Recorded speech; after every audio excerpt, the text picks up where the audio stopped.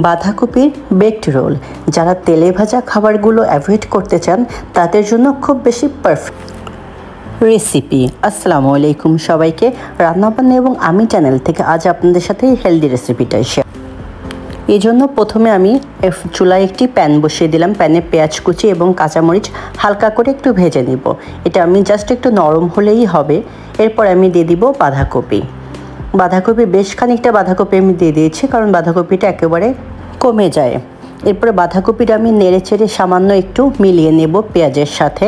তারপরে দিয়ে দিব হাফ চামচ পরিমাণে লবণ এবং হাফ চামচ পরিমাণে গোলমরিচের গুঁড়া। এটা আপনার রোলের টেস্টটা বাড়িয়ে দেবে। এরপরে দিয়ে দিয়েছি হাফ কাপ পরিমাণে গ্রিন অনিয়ন এবং 1 কাপ পরিমাণে গাজর কুচিটা দিয়ে আমি ভাজিটা সুন্দর করে নেড়ে চেড়ে হালকা ভাজি করে নিব। 10 মিনিট পরে দেখবেন পানিটা ছেড়ে দিয়েছে, আর পানিটা একটু কমে গেলেই বাঁধাকপিটা ভাজা হয়ে যাবে এবং হাফ সেদ্ধ হয়ে যাবে। এই পর্যায়ে আমি একটা ডিম ফেটিয়ে নিয়েছি। ডিমটার 1/3 দিয়ে দিয়েছি। আমি দিয়ে একটু লবণ দিয়ে স্ক্রাম্বল করে নিব, নিয়ে আমি বাঁধাকপিটার সাথে সুন্দর করে মিলিয়ে ভেজে নিব। ডিম অ্যাড করার জন্য এই পুরটার টেস্টটা অনেক গুণ বেড়ে যায় এবং আপনার বেকড রোলটা খেতে ডিফারেন্ট লাগে। এরপরে আমি লাস্টলি যেটা অ্যাড করব তা হচ্ছে চিকেন। আমি ফ্রোজেন চিকেনটা অ্যাড করেছি। ফ্রোজেন চিকেনটা লবণ আদা রসুন দিয়ে সেদ্ধ করে আমি হাড়গুলো ছাড়িয়ে সুন্দর করে বেছে রেখেছি। এভাবে চাইলে আপনারা বাসায় ফ্রোজেন করে রাখতে পারেন। দেখেন রেডি হয়ে গেছে আমার পুরটা। রেডি হয়ে গেলে আমি ঠান্ডা করে নিব। এবং বেকড রোলটা করার জন্য আমি পেস্ট্রি শিটগুলো ব্যবহার করেছি। আপনারা চাইলেই রুটি পাতলা করে বেলে নিতে পারেন, একই রকম, কোনো সমস্যা নেই। এটা যে কোনো সুপার শপে পাওয়া যায়, আপনারা খুব সহজে এটা পেয়ে যাবেন। এবং পুরটা আমি একটু টমেটো সস দিয়ে এটাকে আরও বেশি মজাদার করে নিয়েছি।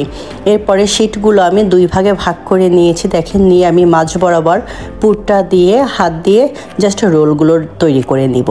আর এর জন্য আপনাকে আলাদা কোনো ব্যাটার ব্যবহার করতে হবে না, জাস্ট একটু পানি দিয়ে চাপ দিলেই আপনার শিটগুলো আটকে যাবে। আর এই রোলের শেপটা হচ্ছে আপনাদের ইচ্ছা মতো, আপনারা চাইলে 3 কোনাও করে নিতে পারেন। আমি এভাবে রোলের শেপটাই দিয়ে দিয়েছি। দেখেন, আমি জাস্ট হাতে একটু পানি লাগিয়ে চাপ দিয়েছি, এটা আপনার এমনিতেই আটকে যাবে। এর জন্য আপনাকে আলাদা কোনো কিছুই করতে হবে না। আর আমার চ্যানেলটি যদি আপনাদের ভালো লেগে থাকে অবশ্যই সাবস্ক্রাইব করে আমার চ্যানেলের পাশেই থাকবেন এবং আমার ফেসবুক পেজটি ফলো করে দিয়ে রাখবেন। দেখেন, আমি এই শিটগুলো, এটা প্রথমটা আমি ডাবল 2টো শিট ব্যবহার করেছি, এরপর এগুলো একটা করেই নিয়েছি। দেখলাম একটাটা খেতে বেশি টেস্টি হয়।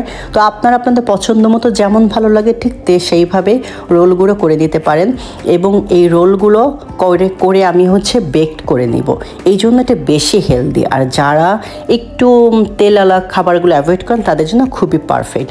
দেখেন, আমার রোলগুলো রেডি করা হয়ে গিয়েছে। এখন আমি বাকি যে ডিমটা রেখেছিলাম এই ডিমটা দিয়ে সুন্দর করে রোলগুলো ব্রাশ করে নিব। রোলগুলো ব্রাশ করে আমি ওভেনে বেকড করে নিয়েছি 20 মিনিট। 20 মিনিট পরে দেখেন আমি বের করে নিয়েছি। আপনারা চাইলে সেমভাবেই আপনারা চুলাতে বেক করে নিতে পারেন। দেখেন কি মজার এবং ইয়াম্মি একটা নাস্তা।